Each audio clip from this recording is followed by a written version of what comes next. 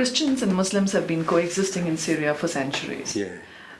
Has there been something that has inspired you from the spirit of this coexistence of Muslims and Christians that has helped you in the work of dialogue that you have been doing in the past years?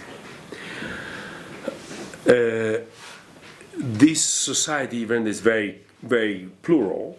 We have, for example, many Christian communities. We have Chaldean communities. There's also the people that are in India as Malabars. We have Syriac, Orthodox and Catholic that are in India as Malabar. We have Byzantine speaking Arabic. We have Armenians, Maronites. So it's a complex community with a lot of memory. And Muslims are also plural, and Sunni and Shiites and Alawites and Ismailis and Druze, and it's a complex society. So this is a challenge. But the common element of 14 centuries of common life is good neighborhood. These people, Syria looks like having a practice, a culture, civilization of good neighborhood in civilizational, cultural, the religious, symbolic pluralism from, I would say, 5,000 years ago, before Islam and before Christianity and before the Bible. Because Syria is a big highway of the beginning of the civilization, being the highway between the three valleys, the Hindu Valley, the Mesopotamia Valley, and the Nile Egyptian Valley. And this will create from Syria the starting point for the other enormous civilization valley that we can call it the Mediterranean Valley. Okay, this is the base. Then Syria, in fact, historically, this worked under the predominance of the Islamic ruler. And so far there is a ruler, and then there is ruled people.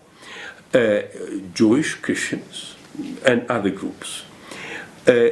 This today is in crisis, and because the idea of the modern state, out of the French colony and then the modern Syriac Republic, it goes with the idea of citizenship, with some rests of the past.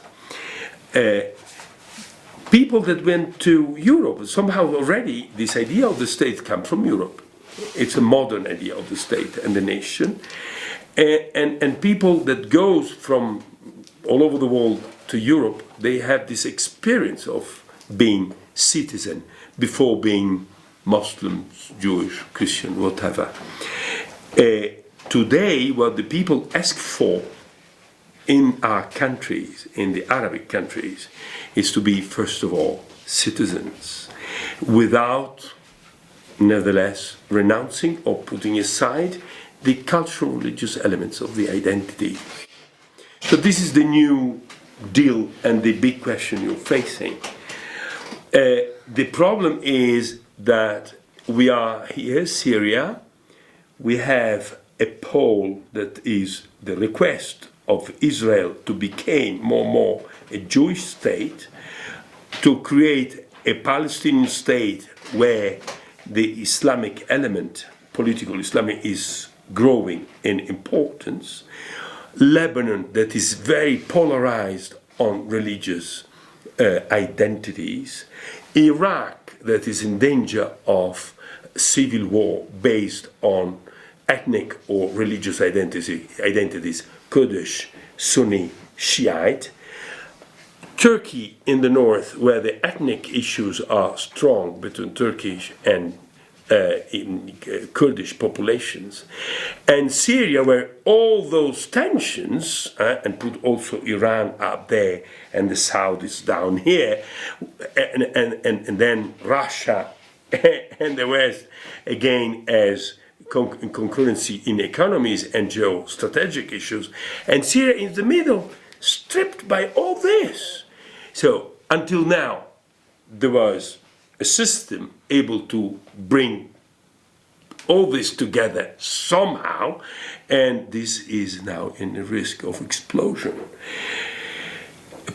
Perhaps perhaps all these people around being afraid that if Syria explodes, everything will explode all around, they will say, no, don't touch.